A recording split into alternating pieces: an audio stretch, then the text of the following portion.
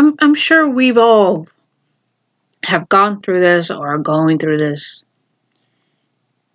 And I'm sure at some point in our lives, I know really, just recently, I was, I was half asleep, I remember coming to, and like these memories came back. These memories I forgot, and they could resurface. And I'm literally waking up to myself reacting to this, going like, that's not my fault, or like, I didn't mean to, you know, excuse me, it's not my fault, and a lot of times like, oh my God, like leave me alone. Do you not see? And these memories are just like, wow, like I remember that. I can't believe I forgot that, but I remember that. Like, oh my God, like what was the big deal? There was nothing wrong. And it was true. I mean, like, one memory happened in second grade and the other memory happened in fifth grade. And clearly it was like no need for that reaction to happen. I mean, like seriously, like I get we were kids. I get like, I get like accidents happen, but I mean, there's no reason to act like that. Like it was the end of the world. Like in second grade, we went to this place, and I know this place. I went to it when I was in kindergarten. It was nothing new. And like always, I don't have money for the field trip.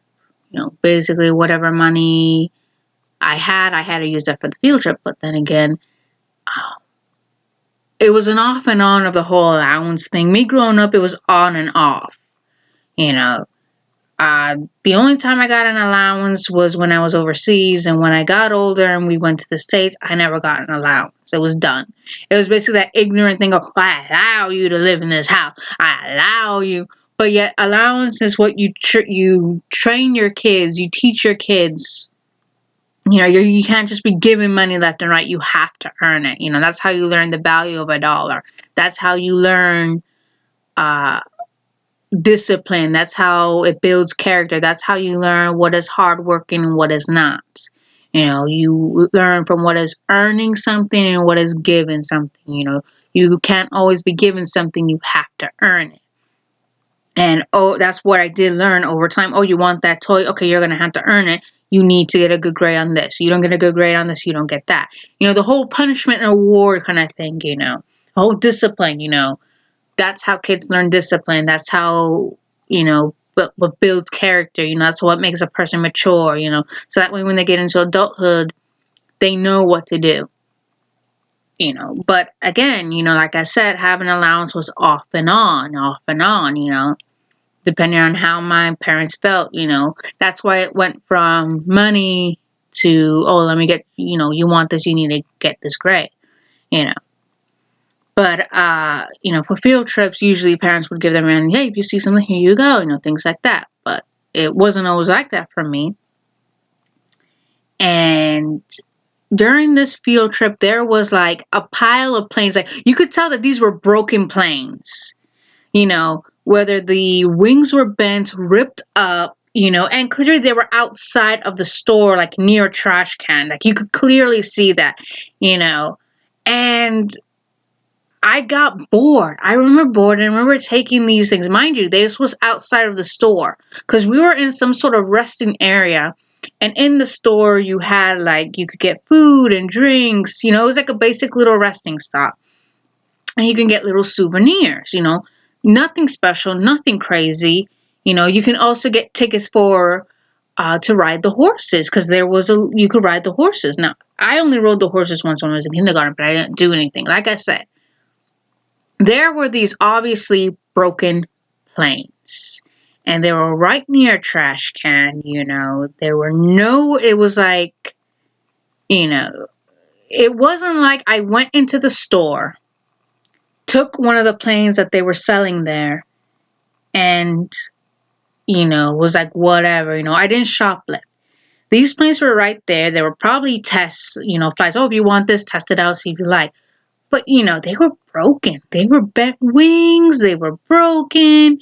And me, was bored and wanted to amuse myself.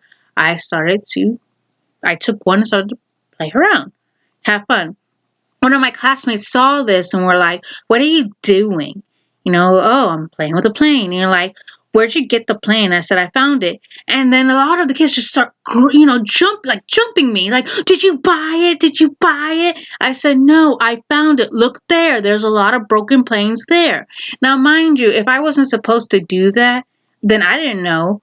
No adult, no one from the store, no one anywhere said anything. So if it was something I wasn't supposed to do, I'm sorry, but like, I'm not from that country because we lived overseas. I don't understand the language. I don't read the language.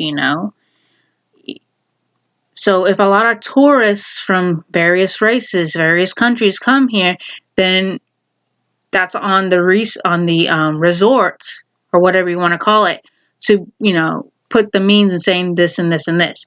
But clearly common sense is like, these are a bunch of broken planes. Why is a store going to care about a bunch of broken planes? At the same time, they're not selling broken planes. That's kind of stupid. And the real planes are inside. So why am I going to go inside and steal a plane that's most likely probably going to break in about 5 minutes? Because obviously there was like a whole bunch. Because one kid brought the same plane and like 5-10 minutes later he broke it. So it's clearly not like, I think they recycle them. I don't know. Whatever the thing was, they all jumped me to make it seem like, "Did you buy it? Did you buy it? Look there." "No, I didn't." "Look." "Well, you stole it, didn't you?" How can you know what I mean? Did you see me steal it? Did you see me go in? You know what? It's just like, really, people, mind your freaking business. It was always like that. I could be doing one thing, minding my own business, and everybody just want to go, "What are you doing? What are you doing? Why are you doing that?" It's like, leave me the fuck alone. Leave me alone. Am I hurting you? Am I near you? No. None of these kids, I bet you if I didn't, take it from there, they would have been like, whatever. I think they were bored too and they just wanted to start trouble. They wanted to start drama. And because it was like, "Oh, what are you doing? Where'd you get that?" Leave me the fuck alone. If I'm doing something because I'm doing it. It's got nothing to do with you. It doesn't concern you. Mind your business. Like I remember waking up like, "Leave me alone." Like, oh my God, like, leave me alone. Mind your business. Literally me shouting, "Leave me alone. Mind your business." Because I was like, looking back, I'm like, damn, like, seriously, these kids were like really nasty. Like, I remember them being nasty, but damn, this really verifies how nasty they were. And how mean they were. Like, I have a right to say, yes, I have been bullied. Look at that. If that's not being bullied, then I don't know what is. Because obviously, I'm being like, basically, like, I'm like being, held down by my shoulders. Excuse me, like, back the fuck off. Why are you putting your hands on me? Why are you yanking stuff out of my hand that has nothing to do with you? And then again, the other time was in 5th grade. And in 5th grade, it was like, no matter what, it was like almost in every class I got bullied. For what? For what? What did I do? And this was completely by accident. Now, I don't know if I was having fun or because in the environment, everything was like, hustle, hurry the fuck up, hustle, because that's what it was. If you were not up to their standards, up to the same level as them, they wanted nothing to do with you. You were basically like fresh meat. You were basically, it was like, "Oh yeah, you earned the right to get bullied." Excuse me, no, I did not. And eventually it gets to a point where you just like, you know what, fuck you all, I don't want to deal with y'all. But you kind of had no choice but to tolerate that bullshit. And that's how it always been. My life was always to tolerate it. And I shouldn't have to tolerate it. But it's like there's no clear winning. There's no prize to get out of it.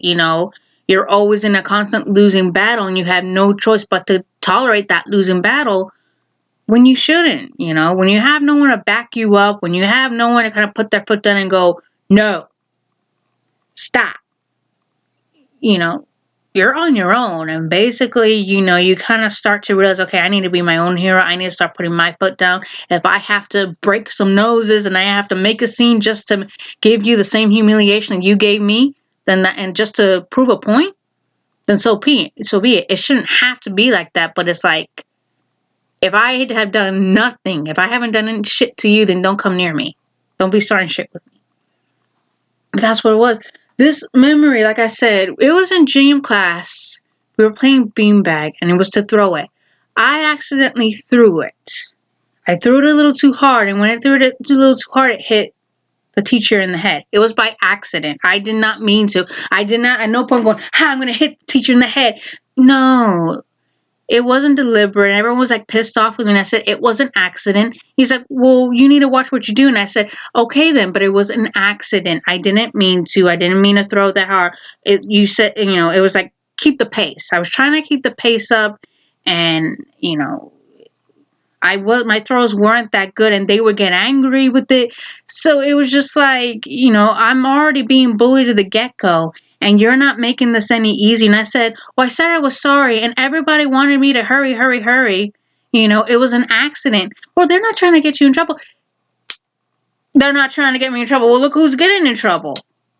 You know what I mean? It was a simple mistake. And when I woke up to that, I was like, it was an accident. It wasn't my fault. It really wasn't my fault. It wasn't deliberate. It was an accident. It was like, hey, what's going on here? It's okay. Well, be careful. Be careful. I'm sorry. Did I mean to hit the teacher in the head? No, I don't. I remember the gym teacher's name. It was an accident. But yet, because I was in the environment where everything was a big deal, a simple mistake was made into like a crime. A simple thing made into a crime. That is why I will never, ever put myself in that situation. That is why I never, and I make sure I never put myself in those kind of environments ever again. Nothing. Because it was just like, no matter what I did, whether it be home or at school, hell would come. Through hell or high water, I would be put through hell. It was like there wasn't a reason. It wasn't a reason. I could be walking down. I could be all of a sudden walking down the street. I would get bullied. I could be in my room and I would get in trouble.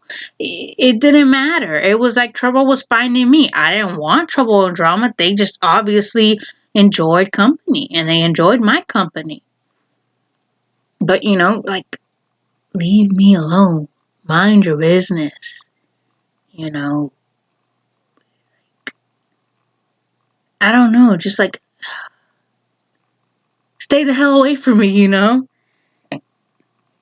That's all I gotta say. Stay the hell away from me. Like, if you're gonna cause me trouble, gonna cause me a headache, take that shit somewhere else. Because now I will blow it in your face, And I have done that. I have blown it in someone else's face, especially when they try to turn it on me. I'm like, no, back up. And I have done that before. I have done that. But, yeah. Stay away.